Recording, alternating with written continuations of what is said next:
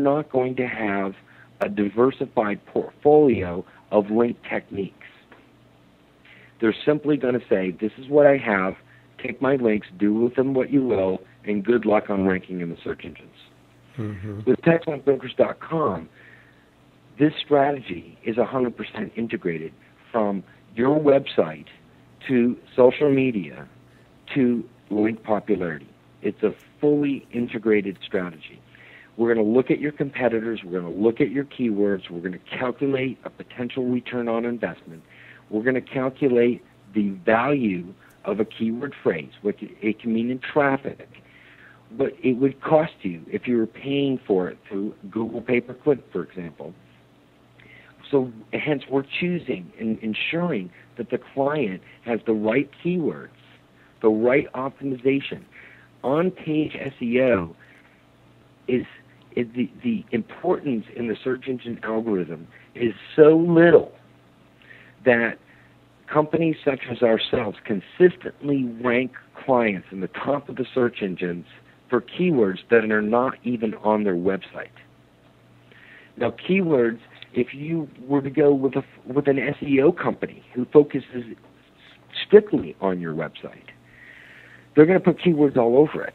But since we know that the search engine's algorithm, 85% of it is made up about link popularity, you can optimize your website from here to tomorrow, and the likelihood of getting rankings and lots of traffic from that are very minimal. The idea is the first focus should always be, where am I going to get that link popularity? And I've got to make sure that I have good content on my website, and I'm consistently growing the content on my website. Somebody in the IT services business with a website can become an authority by simply building the size of their website. The sheer number of pages and the sheer amount of content on their site could lead them down the path to becoming an authority on a particular subject. But you're not going to be an authority with content alone unless people are supplying the links back to you, because that's the only way the search engine is going to say your content is worth something. So we have to look at links as we would running for the presidential office, for example. It's all about votes, and links are votes. You're telling the search engines, I vote for this website. I'm giving it a link off my website. I'm voting for it because it has important information that I want other people on my website to find. And if there's a keyword embedded in that link, you're telling the site visitor when I click this link, I'm going to a page that's going to speak on this subject. It also tells the search engine that the page that you're linking to is about a particular topic. And if the search engine follows that link into the client page and finds that the content is speaking about the same subject as what was embedded in the link, you've made it very easy for the search engine to figure out what you are all about. And you get more value from that. A link that just says www. or click here does not tell a search engine what you're about.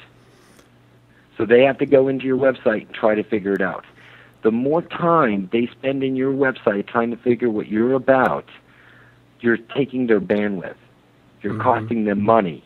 You're costing them time. And you're not going to be weighted as favorably in their search engines if they have to spend more time on you than the next guy. Okay, makes a lot of sense. Right.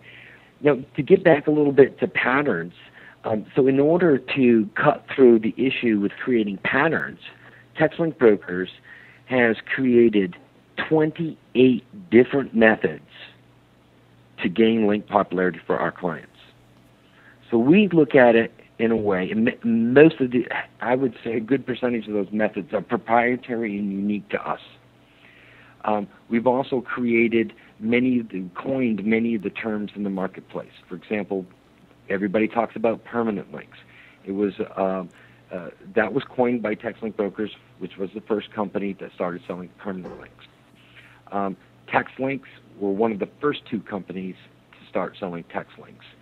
And as you can see by our name, TexLinkBrokers matches very well with terms that we've coined in the industry. Now, with that said, we continually innovate new ways. We look at link building as we would a financial portfolio. You're not going to put all your money in gold or all your money into mutual funds or all your money into stocks or whatever it may be. You're going to diversify that portfolio and put it in a myriad of places. That's exactly what we're going to do when we do link building. That diversification appears to be very natural, rolling out the links in a very natural way. For example, a press release starts, a blog posting could come in second, a social bookmarking could come in next. Very logical progression. In addition, one has to be very, very careful about who they're working with. Many link builders say they don't automate the link building, and most of them, I can tell you, do. Our main competitors all automate their link building.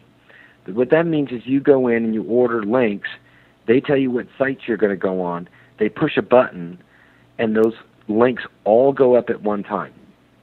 What you've done right there is create a pattern. It's not logical that one day each month that you're buying links, they're all going to go up the same day. Mm-hmm. The search engines cache these links. They can pick up when these links are being placed.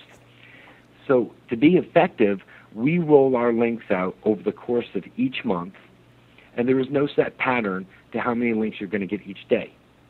The only thing that you know is that you're going to get all of them by the end of the month because you're going to get a report that shows them. Mm-hmm. There's also a risk with automation.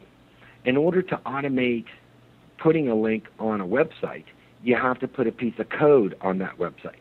The search engines are very intelligent. If you have a piece of code going on site A and site B has the same code and site C has the same code, the search engines will pick up on that piece of code, actually spider the web to try to find other websites with that same code. And once they do, they have discovered an entire network of websites that are selling link popularity. If the search engines find that, they can cite that network as link popularity sellers and block the important link popularity and page rank that you're hoping to get from your links. They completely block it and you don't know it, but you're paying for something that delivers absolutely no value whatsoever. Wow. Very scary. Mm-hmm. Now, if the search engines early on used to penalize those websites and make their page rank disappear, but that was too easy for marketers to say, I got caught. Now I need to go out and do something different. Mm-hmm. Now the search engines have got really smart and said, hey, I'm not going to make that page rank disappear, because if I do, I've let the marketer and the link buyer know that I've caught them. Mm-hmm. And they just keep on moving on. So the idea is let them think they're getting some value out of it. In fact, they're not. And shame on you. That's basically the scenario. So we want to make sure that nothing like that happens. So we own none of the websites that we place links on, because if we did own all the websites, it's too easy to start cross-linking some of those websites or to start cross-linking some of our clients. And if you make a mistake, again, you could be setting a pattern that the search engines could detect the network. Mm-hmm. So we work with website owners and publishers, and we pay them. We do not own any of these websites, like I said. In addition, is many clients come in and they want to focus in on a particular set of keywords. Well, link builders are just going to build links for the keywords that you want. No questions asked. With us, it's really important